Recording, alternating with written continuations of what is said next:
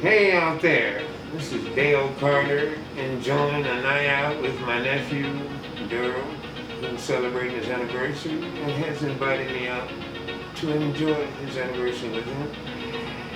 And he's been enthusiastic about something he want to ask me. And so I'm going to let him ask me and I'll explain the best way I can. I had a lot of challenges in life. I have a master's in social work. Made it through many stumbling blocks to turn my life around, and I'm doing pretty well right now in the healthy process. So go ahead, Daryl. Yes, Uncle Dale. I want to know, do you believe there is life out in space? Well, I'll tell you what I believe. Now, you ask me what I believe. I do believe that there is other life out in space. Simply because if we are a byproduct of that star out there, our sun is a star. And before it became a main lit star, it blew off all type of material, magnesium, cobalt, zinc, you name it. A lot of chemicals and matter, materials such as iron, everything that you can see, taste, touch, and smell comes from the sun. I believe God made the sun. So if we are a byproduct of the sun and we have life here, then yes, there should be life teeming out there when you consider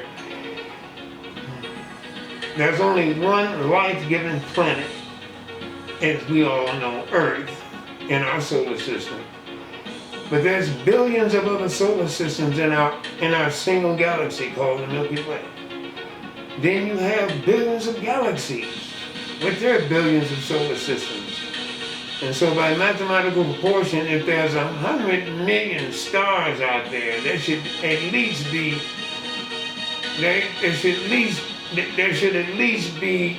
10,000 Earth-like planets. The numbers of the covariance can go on. I do believe in life. Now the question is there life that can think, dream, and wonder like we do?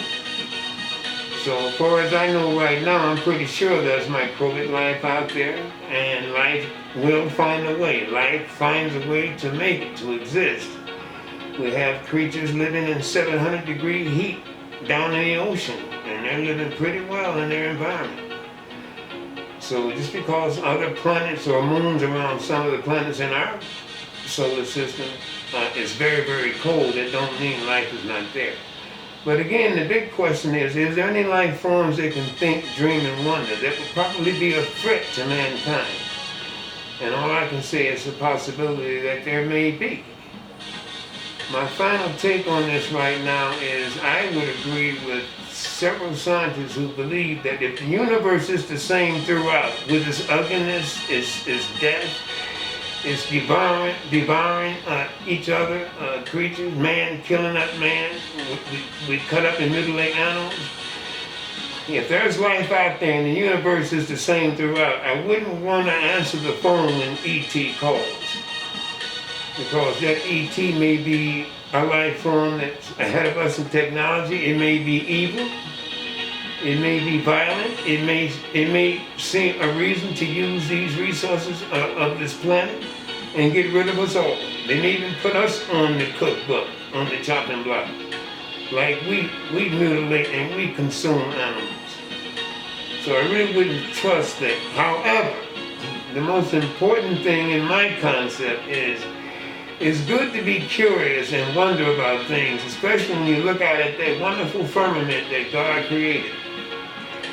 But I'm most inclined to not worry about is there life out there, or will we ever be invaded by alien life forms that can think, dream, and wonder. My best effort, my best choice would be to search out God in Christ. Look for that type of life. I think mankind looks for the wrong thing too much, and they're looking out there for space, and they're looking out there for life. And believe it or not, a whole lot of people in this world today actually believe aliens exist, and they actually believe that they're here. I don't believe that. You just can't hide anything like that. But there could be life out there.